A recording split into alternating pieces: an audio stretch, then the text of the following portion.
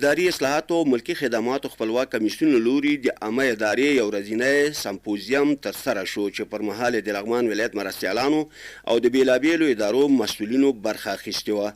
پرون د یکشنبې په ورځ د کپ په 18مه نیټه د لغمان ولایت مرستیالانو د بیلابیلو ادارو مسؤلینو په آنلاین بڼه د اداري اصلاحاتو او ملکي خدماتو کمیسیون له لوري د ملي سمپوزیم په برنامه کې ګډون وکړ. د افغانستان د اداري اصلاحاتو او ملکي خدماتو خپلواک کمیسیون رئیس احمد نادر نادري د دغه سمپوزیم په پرانیسته کې یادونه وکړه چې غواړي د تیرو 15 کلونو لاسته راوړنې او د راتلونکي په اړه په دریو مهمو برخو حکومت سازي، صلح سازي او د مارکیټ سازي په برخه کې د ګډونوالو نظریات راټول کړي. هغه ویل د هیواد په ګوټ ګوټ کې چې کوم کسان د آزاد رقابت له لارې مقرر شوي دوی ټول د والتیا او د یوې شفافې پروسې له لارې راغلي او کولی شي په ښه ډول خدمات وشي کړی. نادري زیاته کړه سرعت، مؤثریت او ورڅخه غوره پیله لاسته راوړنه د اداري اصلاحاتو او ملکي خدماتو د کمیسیون له مهمو دندو څخه ده. نوموړي د سمپوزیم ګډونوالو ته د نظریاتو د راټولېدو په برخه کې د وخت مدیریت په اړه تاکید وکړ. د اداري اصلاحاتو او ملکي خدماتو خپلواک کمیسیون رئیس احمد نادر نادري د عامه ادارې د کار څرنګوالي په اړه د سمپوزیمونو جوړولو د هرکلي په خوا کې وویل د افغانستان د عامه خدمتونو ادارې کارکوونکو او غړو د یوې اوږدې مودې لپاره لږ فرصت لرلی دی څو د خپلو اغیزمنو کړنو په اړه فکر وکړي او له ځانه وپوښتي چې څرنګه کولی شي د خپلې ادارې ستراتیژیکې موخې په ښه توګه ترلاسه او تامین کړي. ښاغلي نادري په خپلو خبرو کې اوسنیو شرایطو ته په نغوتې د عامه ادارې پر وړاندې فرصتونو او د ګواښونو په اړه څرګنده کړه. ویې ویل لوی فرصت تاسې یاست چې هر یو مو له سیاسي تړاو او نفوذ لرونکو کسانو پرته له خپلو فردي وړتیاو سره توانیدلی یاست د افغانستان په اداره کې حضور ولرئ. د بېپارې او غیر سیاسي خدمتونو یو مهمه برخه ستاسو د فعالیتونو او هڅو پایله ده.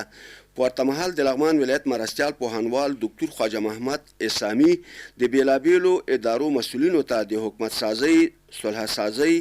او مارکیټ سازۍ په برخه کې د ګروپي کارونو د ترسره کېدو د نظریاتو د راټولېدو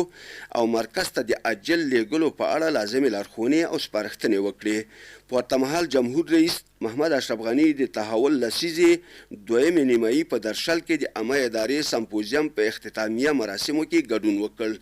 دغه سمپوزیم چې د اداري اصلاحاتو او ملکي خدماتو د خپلواک کمیسیون په نوښت جوړ شوی و، په پیل کې د یاد کمیسیون رئیس احمد نادر نادري وویل یاد سمپوزیم په افغانستان کې د پراختیا او انکشاف په اړه د ستراتیژیکو فرصتونو د تشخیص او د کارکوونکو د فردي او جمعي مکلفیتونو، دندو او موخو د ګډ روایت او درک د ایجاد په موخه جوړ شوی دی. هغه زیاته کړه د افغانستان د ملکي ادارو مهم ملاکونه یعنی شاخصونه دا دي چې دغه ادارې غیر سیاسي، بېپارې او تخصصي وي او سمپوزیم د ګروپي کار په پیله کې په یوې اعلامیه کې د 6 محورونو، 8 اصلونو او 8 اصلي لومړیتوبونو په اړه خپلې ژمنې بیان کړي دي. نادري وویل په دې سمپوزیم کې چې د ملکي خدمتونو لومړی او دویم بست کابو 1200 کارکوونکو د هیواد له مرکز او ولایتونو څخه په حضوري او آنلاین ډول ګډون درلود. په اداره کې د خلاقیت، د ایجاد، ګډ او ټیمي کار، د صلاحیتونو سپارلو فرهنګ،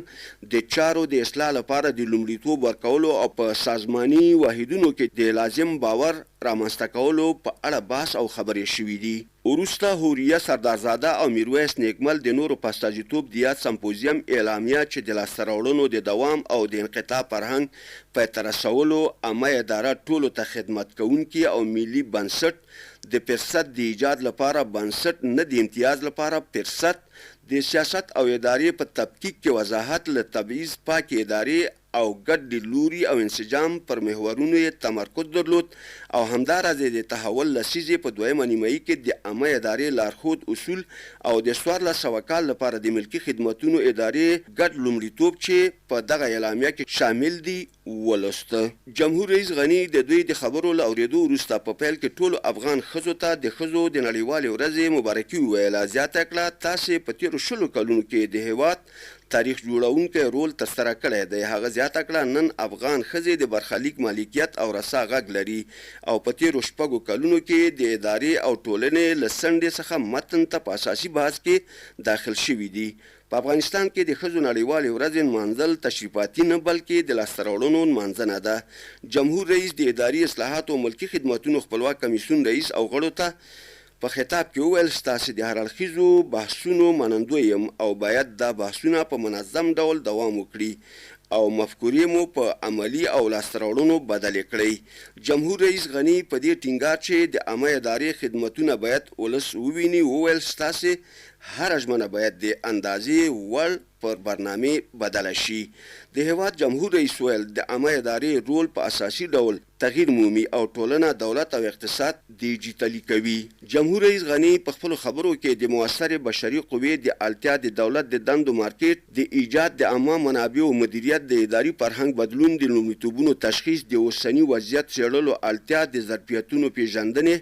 د ستراتیژیک پلان برابرولو د ساختارونو د تعریف د ادارې د اصلاح لپاره ملي بحث له برنامې سره د بودیجې د اړیکې د همغږۍ د ایجاد واضح حساب ورکولو د رهبرۍ او مدیریت د واضح تعریف له خلکو سره د مشترکې ژبې پیدا کولو د اداري پروسو ساده کولو د خدمتونو له اړخه د برنامو د معیاري کولو متوازن انکشاف د افغانستان شموله برنامو تطبیق د تاریخي لیدلوري د درک او خلکو سره د باعزته چلند په اړه تفصیلي او هر اړخیز معلومات وړاندې کړل.